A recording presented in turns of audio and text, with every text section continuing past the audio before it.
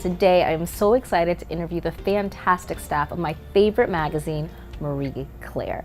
Today, we're going to talk about the power of a collaborative culture, the importance of diversity and inclusion, and meaningful mentorship. I'm Bea Arthur. No, not that one. I'm an entrepreneur, licensed therapist, and women's advocate. And I'm stepping out to help women with their work issues, one office at a time.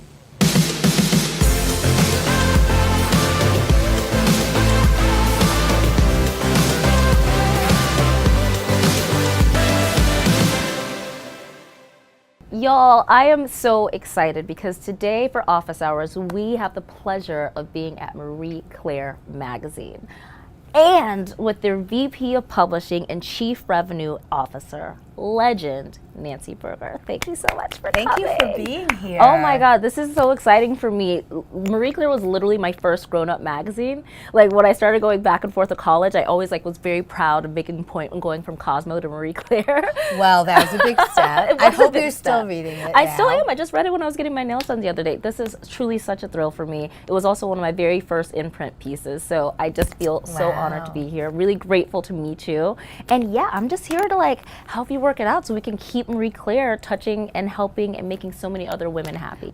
I'm a mentor to a lot of people. It's very hard for me at my stage to find mentors. Right. For me. That's interesting. Like where do I get that? Like I can pick up things that are going on, but in terms of people, I'm curious to hear what you would recommend that I do to find that next person to help me and give me insight. Yes, I mean, this is something that's super duper important. People like to talk about getting a mentor and they showed me the ropes and all that stuff. But yeah, when you're on your way and once you get to a certain level, it's lonely at the top, right? The good thing is that there's only a few people in the world who know what it's like. And you're part of an elite club, has been through a whole bunch of epic nonsense, but has survived and made it to the other side. So as much as it might be harder, I mean, nobody's gonna get to, have Sheryl Sandberg be their mentor, Barack Obama or Michelle Obama. That's kind of hard to do, but don't discount peer mentors. A huge thing in the startup industry is that there's a lot of us who are co-founders, we just have these roundtables and these workshops. And it becomes really personal too, just like what is it like? How do I hold myself accountable? How do I not scream my head off some days? How do I not pull a Jerry Maguire and walk out of my own office? It's so important to talk to somebody who gets it. And I don't even think an expert who studies it on a theoretical level can understand it as somebody who's been through it or is going through it. Hearing it out loud, really feeling that somebody understands, and more importantly that it's temporary, it's a solvable problem, is sometimes the best mentorship. So don't discount peer mentorship. As a person of color in this position, at this job, at this level, I get a lot of questions from other people of color asking me how I got my job, what I did. And I want to make sure that I am giving them the access that they need to have a career in this industry at this level that I've had. How do I kind of give back my time to them and prepare them to do what I did in order to get here?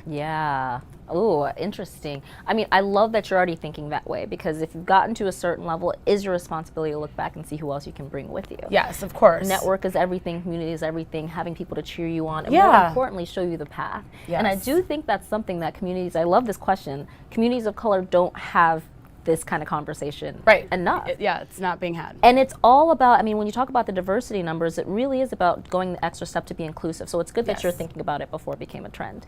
And more importantly, that it's necessary. Some people like to say it's a pipeline problem, but I really think it's a spotlight problem. No one is really seeing these people for what they're capable of. And somebody has to show, and when you don't see any people that look like you, you really think it's not for you. Right, and a lot of times I think the problem is that these industries are very much about who you know. And a lot of people of color don't have the connections. They don't know the person that's going to get the interview, slip their resume to the right person. They don't have that all the time. So I think it's really them working from the ground up, and they're like, I don't even think I have a shot competing with the people who do have the connections, Totally. I do the same thing all the time. The real trick to it is that ignorance is bliss.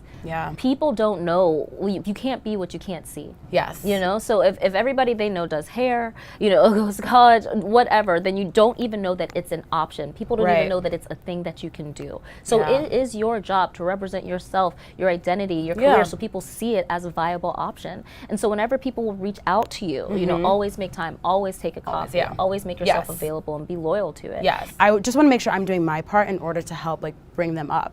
Well, I'm about to hook you up, girl. If you are a person of color who would like to be in the media and is looking for a mentor, Janae Green, I'm here, I'm Mary ready. Claire, Hearst Magazine, is looking for people to lift up and show the way. And Absolutely. I can tell that your heart is in the right place, and anybody would be lucky to have you.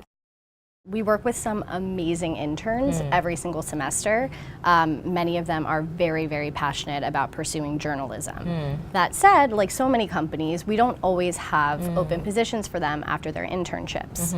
What's your advice for continuing to guide their careers in some capacity and help them out, while also making sure that they don't completely shy away or feel intimidated by the fact that they didn't get a career, and still kind of keep them excited about journalism while also helping them stay realistic about the tough aspect of searching for a job?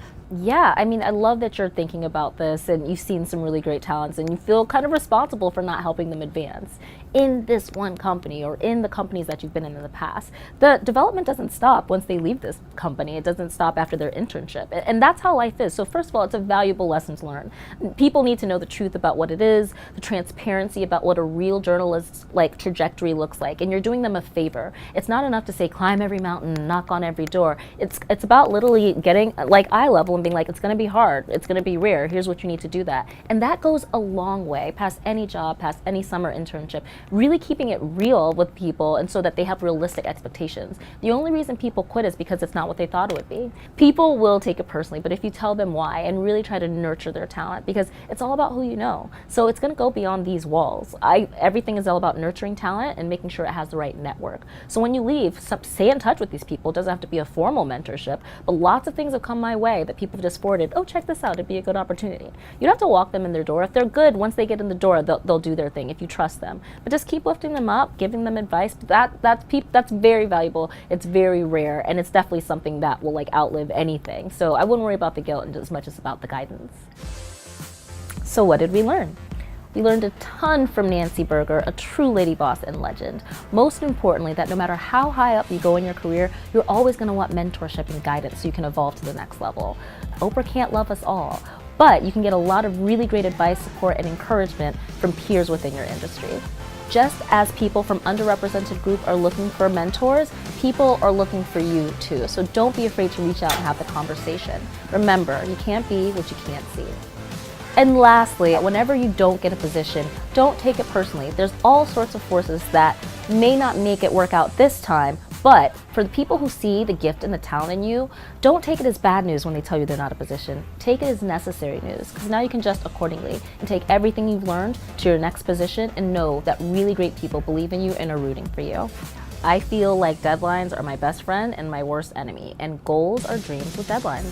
So all the things, really map them out, look at really what it's going to take, all the subtasks, and make sure you have a deadline for each of these things. That way there's no anxiety, right? I'm going to hit it on this day or I won't. And I know you're the kind of person who gets it done. So I try. I know you can. So like anything else, just schedule it in.